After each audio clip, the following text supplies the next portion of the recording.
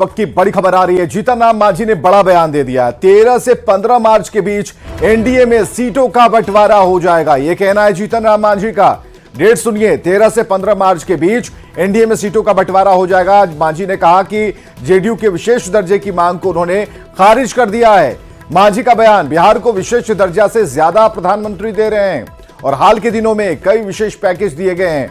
नीति आयोग ने विशेष दर्जे के प्रावधान को समाप्त किया है। ये बातें बिल्कुल यहां पर आकर जीतन राम मांझी ने ब्रेक लगा दी, जहां पर यह मसला उठता है कि बिहार को विशेष राज्य का दर्जा दिया जाए। जीतन राम मांझी ने कहा कि विशेष दर्जे से भी ज्यादा प्रधानमंत्री ने बिहार को दिया। चिराग पासवान की नाराजगी पर भी उन्होंने कहा, मांझी ने कहा कि किसी की कोई नाराजगी नहीं है।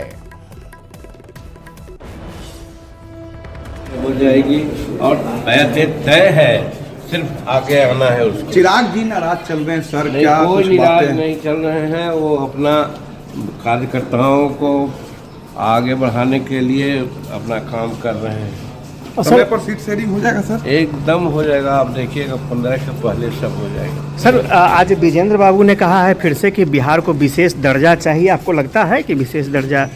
देखिए, वो तो पुरानी बात है, लेकिन हम देख रहे हैं कि इधर आज भी 4000 करोड़ रुपया का सौगात प्राइम मिनिस्टर ने दिया है। 21,000 का दिया, औरंगाबाद में 19 करोड़ का दिया, 1000 करोड़ का दिया। इस तरह से जो आ रहा है पैकेज, वो हम समझते हैं कि विशेष दर्जा के जो राज्य होते हैं उससे ज़्यादा पैसा आ रहा है। तो एनडीए में सीट शेयरिंग को लेकर मंत्री विजय चौधरी ने बड़ा बयान दिया। विजय चौधरी ने कहा कि सीट शेयरिंग बीजेपी और जेडीयू के बीच होना है। चिराग पासवान का मामला बीजेपी देख रही है। एनडीए में सीट शेयरिंग में कोई दिक्कत नहीं है। अभी तो चुनाव की घोषणा भी नहीं हुई। वाला जो मामला है सर, वो अभी तक स्पष्ट नहीं हो सका है। कब तक स्पष्ट हो जाएगा सर, क्या उम्मीद है? अरे अभी तो चुनाव की भी घोषणा नहीं हुई है और हम लोगों का एनडीए में सीट शेयरिंग भाजपा जदयू के बीच सीट शेयरिंग, ये समझिए ये मुकम्मल रूप से हो जाएगा। इसमें कहीं कोई अड़चन दिक्कत किसी प्रकार की नहीं होगी। मामला आसानी से और समय से पहले तय हो। चिराग इधर जेडीयू ने लोकसभा चुनाव में 17 सीट पर दावा ठोक दिया है। पूर्व मंत्री जवा खान ने सीट शेयरिंग पर बड़ा बयान देते हुए कहा कि हम लोग 17 सीट पर चुनाव लड़ना चाहते हैं। पहले भी हमारी तैयारी 17 पर थी। आगे जो भी नेता जो निर्णय लेंगे हम उसके साथ हैं। हमारे नेता आज या कल में आ जाएंगे, बहुत ही जल्द क्लियर हो जाएगा। सब जितने सीनियर लीडर हैं, बैठ के बात लगभग बन भी चुकी है, बात तो हो भी चुकी है। बहुत जल्द क्लियर आपके सामने हो जाएगा। बहुत छोटे छोटे दल इस बार आप लोग के सब लोग को लेकर चलना है, सब लोग हमारे साथ हैं, सब लोगों को लेकर चलना है। कितनी सीटें मिलेंगी? अब तो जो हमारे नेता निर्णय लेंगे, मैं तो 17 पर लड़ा हूँ, आप भी जानते हैं 16 जीता हूँ, मुझे 17 चाहिए, लेकिन अब नेता जो निर्णय लेंगे उस हम सबको तैयार हैं। इधर एनडीए में सीटों के बंटवारे पर राज्यसभा सांसद और जेडीयू नेता संजय झा ने कहा कि सीटों को लेकर कहीं कोई समस्या नहीं है और तय समय पर सीटों का बंटवारा हो जाएगा। संजय झा ने कहा कि बिहार में 40 की 40 सीट जीतने की रणनीति पर एनडीए काम कर रहा है। वहीं मौजूदा 16 सीट पर जेडीयू की दावेदारी के सवाल पर संजय झा ने कहा कि कोई भी समस्या नहीं। हालांकि उन्होंने यह भी कहा है कि सीटों की अदला बदली हो सकती है। वहीं चिराग पासवान को लेकर संजय झा ने टिप्पणी से इनकार कर दिया और बिहार में कैबिनेट विस्तार में देरी के सवाल पर भी उन्होंने कहा कि यह मुख्यमंत्री का विशेषाधिकार है, जल्दी कैबिनेट का विस्तार हो जाएगा। ये अन्य एलआई हैं जो सबसे इम्पोर्टेंट एलआई हैं, वो लोग इस बारे में कमेंट करेंगे लगातार आप और जहां अब मुझे वही लोग बताएंगे इस बात को। और जहां तक अलायंस में सीट की बात है, तो एक बार फिर मैं रिपीट कर देता हूं कि सीट में टाइम पर आपको पूरी जानकारी दे दी जाएगी। कहीं कोई समस्या एनडीए में सीट को लेकर के नहीं है। 16 सीटिंग आपके हैं, तो सीटिंग मैं तो बताया आपको कि कोई समस्या नहीं रहेगी। एनडीए एक होकर के 40 सीट जीतेगा और जो पार्टी के जो लोग हैं वो ऑलरेडी बातचीत कर रहे हैं। संजय सर, एक सवाल ये है कि लगातार चिराग पासवान आप लोग का नहीं, मुझे अभी आइडिया नहीं। सवाल सर, मंत्रिमंडल विस्तार अभी मुख्यमंत्री जी का विशेषाधिकार है, अभी आए हैं, तो मेरे ख्याल से जल्द ही आपको जो भी डिसीजन होगा उसमें डिसीजन लिया बीजेपी के वरिष्ठ नेताओं से आप लोगों की मुलाकात होगी सीट बंटवारे को लेकर के? भाई ये तो बातचीत चलती रहती है इस प्रोसेस में, हमेशा कहीं कोई दिक्कत नहीं है। सीट के फिर मैं बताया कि सीट के मामले में क्या वो अब दूसरे साइड सीट बट गया क्या? ऐसा तो नहीं है, अभी तो इलेक्शन भी अनाउंस नहीं हुआ है। तो जहां तक बिहार में सीट की बात है, एनडीए में कहीं कोई समस्या सीट को लेकर के नहीं है। और 4 दिन के ब्रिटेन दौरे से सीएम नीतीश कुमार दिल्ली लौट आए। आज शाम मुख्यमंत्री नीतीश कुमार पटना पहुंचेंगे और सीएम के साथ विदेश दौरे पर गए राज्यसभा सांसद संजय झा ने कहा कि पटना में देश का सबसे बड़ा साइंस सिटी बन रहा है और पटना का साइंस सिटी लंदन म्यूजियम की तर्ज पर बनेगा। सीएम ने लंदन म्यूजियम का जायजा लिया। वहां ब्रिटेन में भारत के उच्चायुक्त विक्रम के दोराईस्वामी ने भी सीएम नीतीश कुमार से मुलाकात की है। भारतीय उच्चायुक्त ने भी सीएम नीतीश कुमार को साइंस सिटी के निर्माण में हर संभव सहयोग का भरोसा दिलाया। सीएम ने बिहार में निवेश को लेकर भी न्योता दिया है। काफी दिन से पटना में साइंस सिटी बन रहा है 17 एकड़ में। मुझे लगता है देश का सबसे बड़ा साइंस सिटी बन रहा है। जैसे उन्होंने बिहार म्यूजियम बनाया जो पूरा देश और दुनिया को लोग देखने आते हैं, उसी तरह उनका था कि साइंस सिटी इस लेवल का बनना चाहिए, क्योंकि आर्यभट्ट से लेके और साइंस में इतना काम बिहार में हुआ। तो काफी दिन से ड्यू था, बीच में पॉलिटिकल डेवलपमेंट, फिर हाउस, आगे चुनाव फिर हो जाएगा। तो हम लोग गए थे, तो लंदन में गए थे, वहां जाकर के उन्होंने साइंस म्यूजियम देखा है। वहां के एम्बेसडर भी आकर के मिले हैं। ग्लासगो में कुछ जो डेलीगेशन के लोग थे, वहां भी बहुत जबरदस्त साइंस म्यूजियम है, वो देख के आए हैं। और उसी तरह तर्ज पर रिप्लिकेट करके पटना में साइंस म्यूजियम बनेगा। फिर बिहारी डायस्पोरा के लोग भी मिले हैं आकर के मुख्यमंत्री से, और बिहार में इन्वेस्टमेंट भी करना चाहते हैं। उससे रिलेटेड बात भी हुई। वाटर में काफी सारा काम होने का पॉसिबिलिटी है, उस पर बात हुई।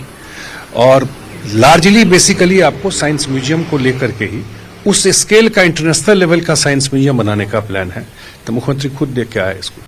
बिहार के मुख्यमंत्री नीतीश कुमार लंदन दौरे से दिल्ली पहुंचे और दिल्ली स्थित जो अपने आवास है 6K कामराज लेन, उस आवास से दिल्ली स्थित जो आवास से निकल गए हैं दिल्ली एयरपोर्ट के लिए और शाम 4 बजे दिल्ली एयरपोर्ट से पटना के लिए प्रस्थान करेंगे। तो मुख्यमंत्री नीतीश कुमार जो कि लंदन दौरे पर थे, 7 मार्च को दिल्ली से रवाना हुए थे, लंदन पहुंचे थे 8 को और उसके बाद आज ही सुबह दिल्ली पहुंचे हैं। उसके बाद अब पटना के लिए रवाना हो रहे हैं अपने आवास से। मुख्यमंत्री नीतीश कुमार वहां पर साइंस सिटी देखने गए थे और उनके साथ में जेडीयू के नव निर्वाचित राज्यसभा सांसद और पार्टी के राष्ट्रीय महासचिव संजय झा भी मौजूद थे। संजय झा की तरफ से कहा गया कि वहां पर उन्होंने मुलाकात की। जो बिहारी डायस्पोरा के जो लोग थे उनसे भी नीतीश कुमार की वहां मुलाकात हुई और ब्रिटेन में जो भारत के उच्चायुक्त हैं उनसे भी मुलाकात हुई। बिहारी डायस्पोरा के लोग चाहते हैं बिहार में आकर के हम इन्वेस्टमेंट करें, इसके मद्देनजर भी बातचीत हुई है। लेकिन मुख्यमंत्री नीतीश कुमार के वापस बिहार जाने के बाद अब कहा जा रहा है कि एनडीए के भीतर सीटों को लेकर के हलचल तेज होगी और ये कहा जा रहा है जेडीयू के राष्ट्रीय महासचिव और जेडीयू के नवनिर्वाचित राज्यसभा सांसद संजय झा की तरफ से कि सब कुछ ठीक है, एनडीए के भीतर सीटों का बंटवारा समय पर हो जाएगा। हालांकि जब हमने उनसे सवाल किया क्या सीटों की अदला बदली जेडीयू की तरफ से हो सकती है, तो उन्होंने कहा हाँ हो सकती है। यानी जेडीयू कोटे की जो सीटें हैं, बीजेपी कोटे की जो सीटें हैं, जो विनिंग सीटें हैं, अभी जो सिटिंग सीटें हैं, उनमें भी कुछ बदलाव हो सकता है। लेकिन ये दावा जेडीयू की तरफ से कहा जा रहा है कि सब कुछ सामान्य है एनडीए में, जल्द ही सीटों को लेकर के अंतिम फैसला कर लिया जाएगा। यानी नीतीश कुमार जब पटना पहुंचेंगे उसके बाद बातचीत की प्रक्रिया और आगे बढ़ेगी। हालांकि संपर्क में जो कहा जा रहा है जेडीयू के लोग भी हैं बीजेपी के संपर्क में और अलग अलग दल, चाहे मांझी हो, कुशवाहा हो, चिराग पासवान हो, पशुपति पारस हो या मुकेश सहनी भी, उनकी भी बात चल रही है बीजेपी से, लगातार संपर्क में है बीजेपी के लोगों से। और कहा जा रहा है अगला 2 से 3 दिन काफी महत्वपूर्ण होने वाला है बिहार की राजनीति के लिहाज से और जल्द ही एनडीए की सीटों को लेकर के कुछ अंतिम फैसला कर लिया जाएगा। कैमरामैन प्रकाश गुप्ता के साथ मितेश सिंह, न्यूज 18 दिल्ली। और सियासत से जुड़ी बड़ी खबर हम आपको बताने जा रहे हैं। बीजेपी के विधायक हैं नीरज बबलू, उन्होंने बड़ी मांग रख दी है। नीरज बबलू ने कहा कि कोसी और सीमांचल में बीजेपी को 3 सीटें मिले, 6 लोकसभा में से 3 सीट बीजेपी को मिले और जेडीयू और बीजेपी में बराबर सीटें बंटनी चाहिए। थोड़ा सा कार्यकर्ता में मायूसी है कि क्या होगा। हम सीधे तौर पर डिमांड करते हैं कि 6 सीट है, 6 सीट में कम से कम 3 सीट मिलना चाहिए, बीजेपी के खाते माना चाहिए, क्योंकि बीजेपी का गढ़ है कोसी और सीमांचल। उसमें अगर 3 सीट मिलता है बीजेपी को, 3 सीट जेडीयू खाते में जाता है तो एक सामंजस्य भी रहेगा और कार्यकर्ताओं में उत्साह का माहौल रहेगा और हम लोग जीतेंगे भी सारा का सारा सीट। ये हम लोग का प्रयास है। और खास करके कोसी में एक सुपौल है, एक मधेपुरा, इन दोनों सीटों में से एक सीट बीजेपी के खाते में।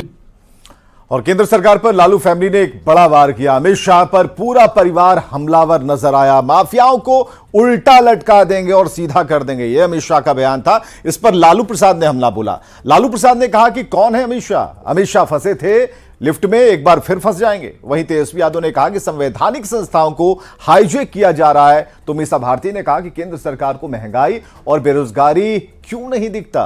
तो राबड़ी देवी ने कहा कि पूरे नोटबंदी में लूट के धर लिए हैं। अमित शाह ने कहा है कि उल्टा लटकाएंगे जो भी अमित शाह एक बार फंसे से ना निकले। जहाँ तक भाजपा की बात है आप सब लोग जान रहे हैं, एक बार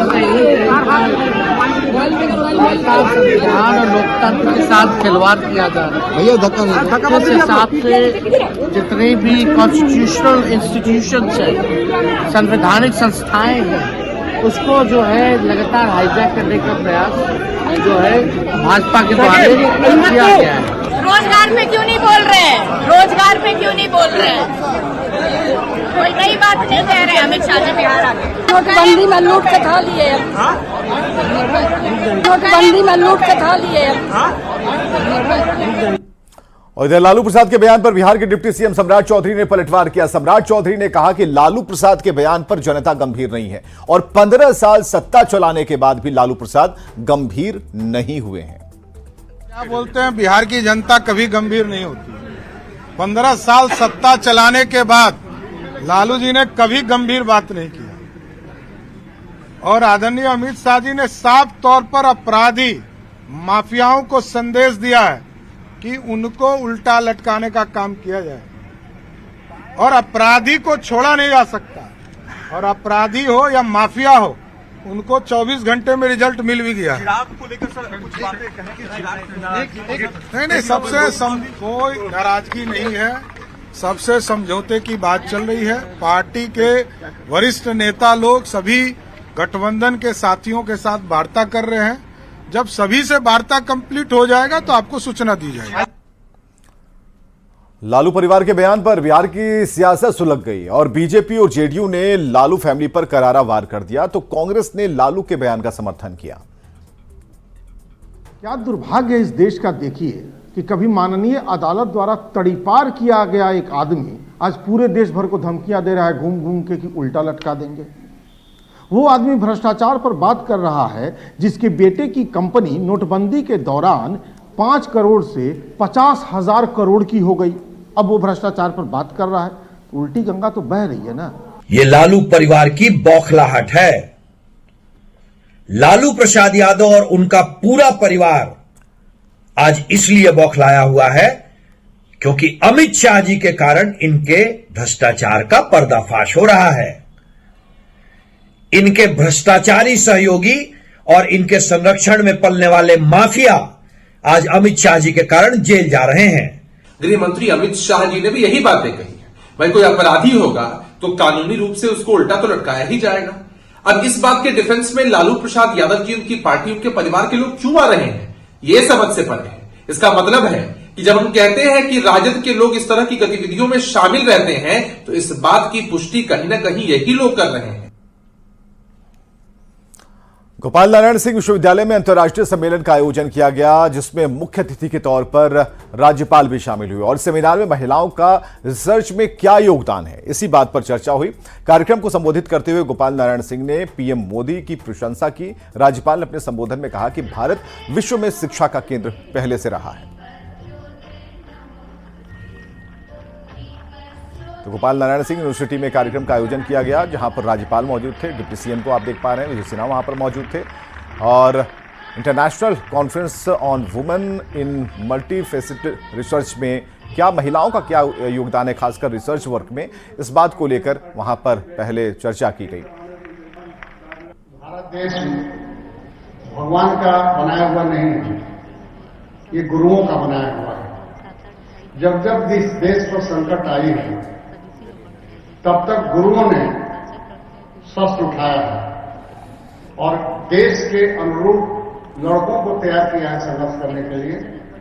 विश्वामित्र ने राम को तैयार किया, गर्ग ने कृष्ण को तैयार किया, चाणक्य ने सदगुड नोट्स को तैयार किया और आज ढाई वर्ष के बाद एक महापुरुष फिर जन्म लिया है जो देश की अपनी पुरानी परंपरा शिक्षा पद्धति लाने की कोशिश करता है, जिसका नाम नरेंद्र भाई मोदी है।